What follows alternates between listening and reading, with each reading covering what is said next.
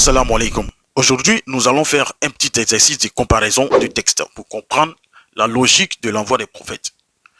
Allah dit dans le Coran, dans la sourate 2, verset 38, « Nous dîmes descendez d'ici, vous tous. Toutes les fois que je vous enverrai un guide, ceux qui le suivront n'auront rien à craindre et ne seront point affligés. » Pour ce faire, nous allons lire deux textes. Un texte de Jésus-Christ et un texte du prophète Muhammad sallallahu alayhi wa sallam. Et vous allez voir, ces deux textes parlent du paradis ou de la vie éternelle.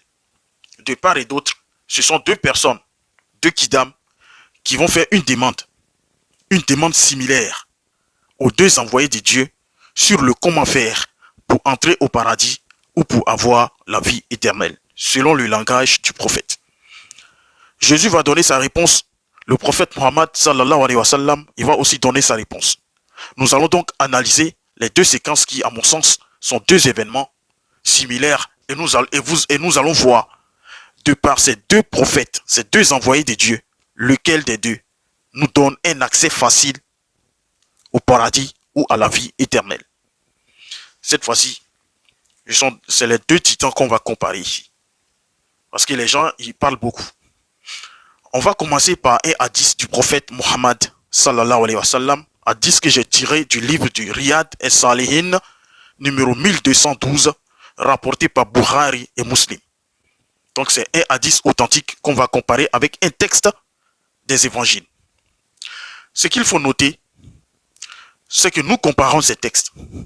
Parce qu'à l'évidence, les quatre évangiles sont pour nous comme les hadiths du prophète Muhammad sallallahu alayhi wa sallam. À la différence que chez nous, les hadiths sont authentifiés par des chaînes de transmission, ce qui est loin d'être le cas dans le christianisme. Bref, voici le hadith en question et nous pensons qu'il est similaire au verset de Luc 18, 18 à 25. Vous avez donc compris, nous allons donc comparer cet hadith du prophète avec le livre de Luc 18, 18 à 25. Hadith prophétique.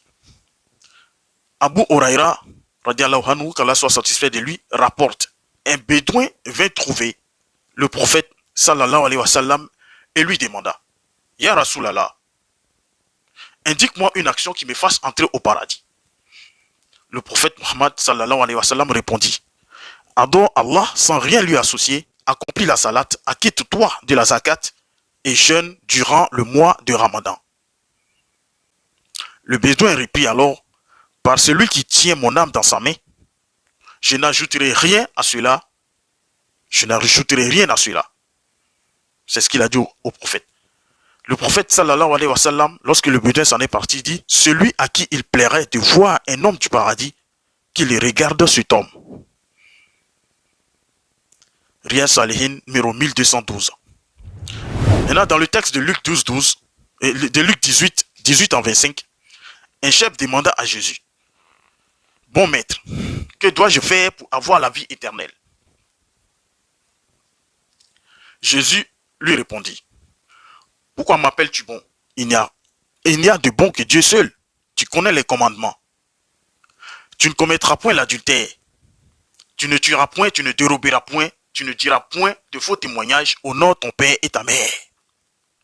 J'ai, dit-il, observé toutes ces choses dès ma jeunesse. Jésus, ayant entendu cela, lui dit: il te manque encore une chose. Vends tout ce que tu as, distribue-le aux pauvres, tu auras un trésor dans les cieux, puis viens et suis-moi. Lorsqu'il entendit ces choses, il devient tout triste car il était riche. Jésus, voyant qu'il était devenu tout triste, dit qu'il est difficile à ceux qui ont de la richesse d'entrer dans le royaume de Dieu. Car il est plus facile à un chameau de passer par le trou d'une aiguille qu'à un riche d'entrer dans le royaume de Dieu. Nous observons dans ces deux textes presque les mêmes constructions. C'est-à-dire que les deux textes ont les mêmes constructions et les demandes faites aux deux envoyés de Dieu, Jésus et Mohammed, portent toutes deux sur le paradis. Il est demandé au prophète Muhammad sallallahu alayhi wa sallam: indique-moi une action qui me fasse entrer au paradis. Il a été aussi demandé à Jésus, que dois-je faire pour hériter la vie éternelle?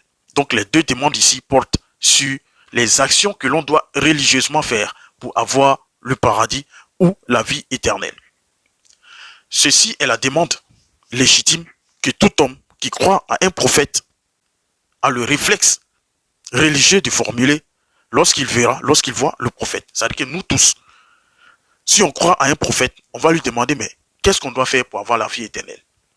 Ou bien le paradis. C'est pourquoi les deux prophètes, ici, dans ce texte, ils ne vont pas lésiner sur les moyens pour énumérer de façon claire ce qu'il faut faire pour avoir, grosso modo, le paradis, c'est-à-dire la vie éternelle. Pour le prophète Mohammed, sallallahu alayhi wa sallam, il faut adorer Allah sans rien lui associer, accomplir la salat, s'acquitter de la zakat prescrite et jeûner durant le mois du Ramadan. Mais pour Jésus, qu'est-ce que Jésus va dire? Il faut pratiquer les commandements de Moïse et enfin le suivre.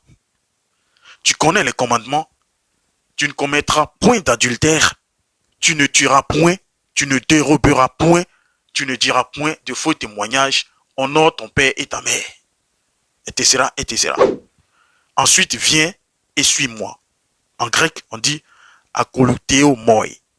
Akouluteo moi. Donc, dans cette petite phrase, suis-moi, Jésus dit à cet homme, il ne dit pas, par exemple, à cet homme d'attendre sa mort ou sa résurrection, ou bien d'attendre que les gens viennent le sacrifier pour que cet homme ait accès au paradis. Non, Jésus ne dit pas ça. Mais ici, Jésus invite cet homme à le suivre, c'est-à-dire en plus de tout ce que cet homme a observé par rapport à la loi de Moïse, quand bien même cela constituerait un trésor dans les cieux, une chose qui lui manque, c'est de laisser tout et de suivre Jésus. Voici donc ce que nous retenons de ces deux textes. D'un côté, nous constatons que le premier, c'est-à-dire le prophète Mohammed, sallallahu alayhi wa sallam, contrairement au prophète Jésus, à l'envoyé de Dieu Jésus, il ne dit pas qu'il faut d'abord conserver un certain culte ou bien une certaine pratique religieuse et ensuite le suivre. Non. Le bédouin ici est une personne lambda, c'est-à-dire un kidam, une personne inconnue qui ne connaît pas grand-chose dans les lois compliquées et qui aimerait gagner le paradis. Le prophète ne se complique pas d'énumérer des clauses de loi, mais il se contente tout simplement de citer aux bédouins les piliers de l'islam. Et dans le cas échéant, 4 piliers sur 5 ont suffi pour ce bédouin d'être admis au paradis. Alors que Jésus passe d'abord par les commandements contenus dans un livre venu avant lui, et ensuite invite son interrogateur à le suivre dans ce que Dieu lui aurait prescrit. C'est dire qu'avec Jésus, pour avoir le paradis, il fallait suivre 2 prophètes. Non seulement les commandements de Moïse, mais aussi ajouter ceux de Jésus. Les lois de Moïse n'étaient donc pas abolies ou abrogées avec Jésus, mais il fallait ajouter à la sunna de Moïse, à la voix de Moïse, les prescriptions données à Jésus. C'est à cause de ça, Jésus dit dans Matthieu 5, 17, ne croyez pas que je sois venu abolir la loi ou les prophètes, je suis venu non pour abolir, mais pour accomplir. Donc, en tant qu'Israélite, cet homme devait les pratiquer sous la houlette de Jésus. Il devait ensuite abandonner ses richesses et au final suivre Jésus. Avec Jésus, les Israélites avaient donc l'obligation de continuer à pratiquer les lois de Moïse, mais aussi à suivre Jésus. Mais aussi de suivre Jésus. N'est-ce pas pour cela qu'il disait dans Jean 15, verset 22, si je n'étais pas venu et que je ne leur eusse point parlé, ils n'auraient pas de péché. Mais maintenant, ils n'ont aucune excuse pour leur péché. Ils n'ont aucune excuse de leur péché. La règle de l'envoi des prophètes israélites ou de n'importe quel autre prophète est ainsi établie dans ce dialogue de Jésus et de ces Juifs. Pratique les commandements de Moïse et des prophètes venus avant moi et suis-moi. Akouluteo moi. Ceux qui ont maintenu et qui maintiennent la voix de Moïse sans toutefois reconnaître la voix de Jésus, comme se tombe dans ce texte, dans ce verset, ceux-là seront les perdants. Nous disons à travers ces passages que Jésus est un prophète en complément de Moïse. Pour que les Israélites aient accès au paradis, ils se devaient impérativement de suivre Jésus. Le prophète Mohammed sallallahu alayhi wa sallam, quant à lui, plutôt que de charger le bédouin des autres commandements passés, donnés aux autres prophètes venus avant lui, a préféré l'alléger de tout cela. Que ce soit les lois de Moïse ou les commandements de Jésus, etc., rien de cela n'est pris en compte par le prophète Mohammed sallallahu alayhi wa sallam. Lorsqu'il cite ce que le bédouin doit faire, doit pratiquer pour avoir le paradis. Donc la voix du prophète Mohammed sallallahu alayhi wa sallam abroge donc les autres voix. La règle que l'on peut tirer de ces textes comparés, c'est que les Juifs qui s'attachaient à la Torah et à la voix de Moïse jusqu'à la venue de Jésus étaient considérés comme des croyants. Mais après la venue de Jésus, ceux qui suivaient toujours la Torah et la Sunna de Moïse sans laisser ni l'une ni l'autre et qui croyaient et ne croyaient pas en Jésus, ceux-là seraient des perdants. Et c'est le cas de cet homme dans ce texte, à cause de sa richesse, ne pourra pas suivre Jésus et malgré sa foi en la Torah et en la Sunna de Moïse, sera au jour du jugement parmi les perdants. Par ailleurs, ceux qui suivaient Jésus, qui s'attachaient à l'évangile et pratiquaient les commandements et la voie de Jésus, ils seraient considérés en tant que croyants avant la venue du prophète Mohammed sallallahu alayhi wa sallam. Mais ceux qui persévéraient ou qui continuent de persévérer dans leur ancien culte, soi-disant de Moïse ou de Jésus, sans laisser ses cultes pour suivre le prophète Mohammed, ceux-là seront tous des perdants. Voici pourquoi Allah dit dans le Coran, dans la sourate 3, verset 85, et quiconque désire une religion autre que l'islam, ici l'islam là, c'est la pratique ordonnée par le prophète. Ceux-là seront dans l'au-delà, parmi les perdants.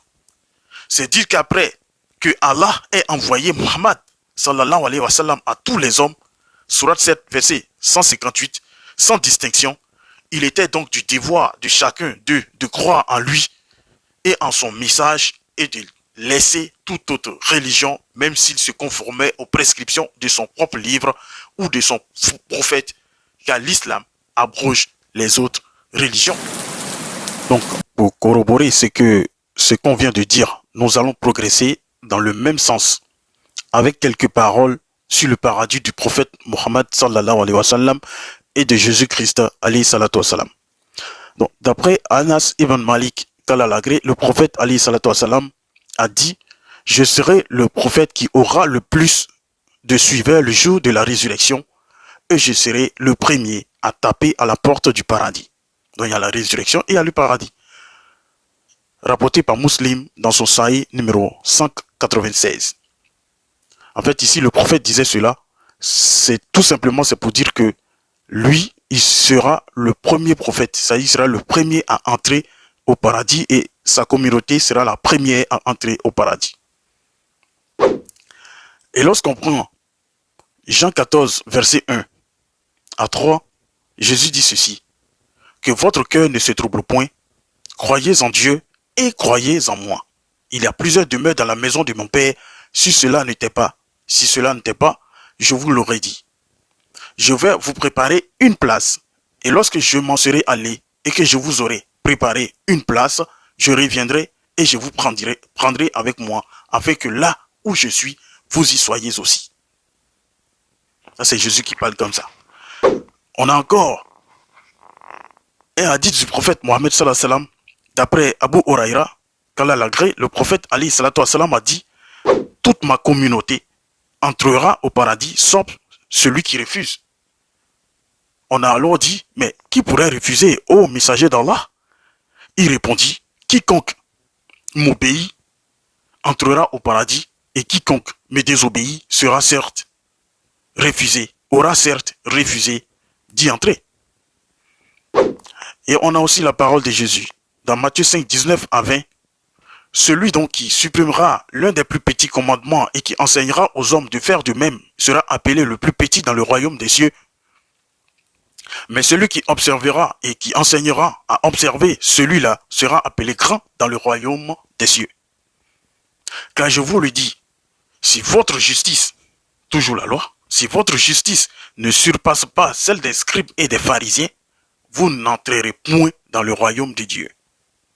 Encore un autre hadith du prophète Mohammed sallallahu alayhi wa sallam, d'après Omar ibn Khattab, qu'Allah l'agrée, le prophète alayhi sallam a dit: il n'y a aucun d'entre vous qui accomplit ses ambitions parfaitement, puis dit: j'atteste qu'il n'y a aucune divinité qui mérite d'être adorée, sauf Allah seul, sans associé, et j'atteste que Muhammad est son serviteur et son envoyé. Et il dit après: oh Allah, compte-moi parmi les repentants et parmi ceux qui se purifient, sans que les 8 portes du paradis ne s'ouvrent pour lui, et il rentre par celle qu'il désire. Rapporté par Tirmizi dans Sunan numéro 55, authentifié par Cheikh Albani dans Sahih al-Tirmizi. Hadith Sahih. Et on va encore prendre une autre parole. Toujours nous sommes dans les comparaisons. On va prendre une autre parole de Jésus. On va prendre une autre parole de Jésus-Christ dans Matthieu 19, versets 27 à 29. Pierre, prenant la parole, lui dit: voici, nous avons tout quitté et nous t'avons suivi. Qu'en sera-t-il pour nous? Toujours suivi. Le mot suivi. Qu'en sera-t-il pour nous? Jésus répondit: je vous le dis en vérité, quand le Fils de l'homme, au renouvellement de toutes choses, sera assis sur le trône de sa gloire, vous qui m'avez suivi, vous serez de même assis sur 12 trônes, et vous jugerez les 12 tribus d'Israël. Toujours les 12 tribus d'Israël. Quiconque aura quitté, à cause de mon nom, ses frères ou ses sœurs, son père ou sa mère, sa femme ou ses enfants, ou ses terres, ou sa maison, on n'a pas dit ses maisons, recevra le centuple et héritera la vie éternelle. Ici, ceux qui auront suivi Jésus, les Israélites qui auront suivi Jésus, ceux qui ont suivi, ce sont ceux qui ont suivi les lois de Moïse, non seulement, mais aussi les commandements de Jésus, comme il a été dit dans Matthieu 5, verset 20, car je vous le dis, si votre justice ne surpasse pas celle des scribes et des pharisiens, vous n'entrerez point dans le royaume de Dieu. C'est-à-dire que il faut que ceux qui suivent Jésus surpassent en termes de justice les scribes et les pharisiens. Encore une autre parole du prophète Mohammed sallallahu alayhi wa sallam où il dit: je garantis une demeure dans l'enceinte du paradis à quiconque délaisse une polémique, même si les dents sont droits. Il dit encore: je garantis une demeure en plein centre du paradis à quiconque renonce au mensonge, même en plaisantant. Le prophète sallallahu alayhi wa sallam dit encore: je garantis une demeure dans les plus hauts lieux du paradis à quiconque use des nobles comportements. C'est rapporté par Abu Daoud 4800, numéro 4800, authentifié toujours par Cheikh Albani. Dans Matthieu 20, versets 20 à 24, alors la mère des fils de Zébédée s'approcha de Jésus avec ses frères et se prosterna pour lui faire une demande. Il lui dit: mais que veux-tu? Ordonne, lui dit-elle, que mes 2 fils que voici soient assis dans ton royaume, l'un à ta droite, l'autre à ta gauche. Jésus répondit: vous ne savez ce que vous demandez. Pouvez-vous boire la coupe que je dois boire? Nous le pouvons, dirent-ils.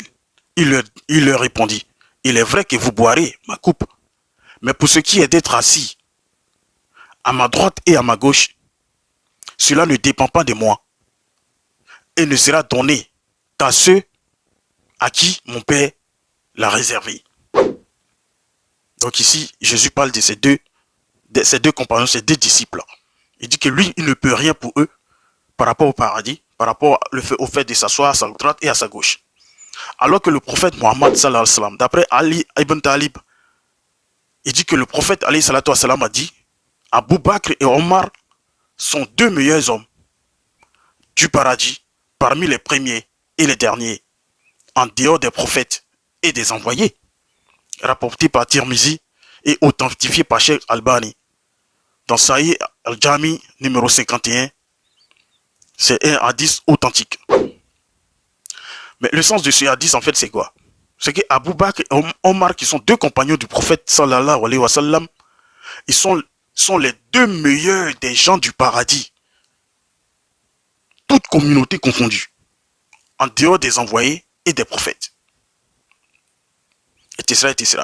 Donc ici, les exemples sont légion dans les hadiths prophétiques authentiques du prophète. Mohammed sallallahu alayhi wa sallam.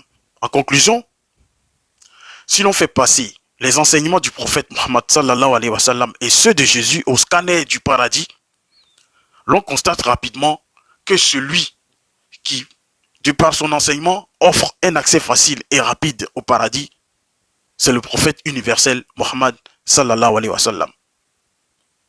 Car celui de Jésus est un ajout complémentaire à la loi de Moïse et des prophètes venus avant lui.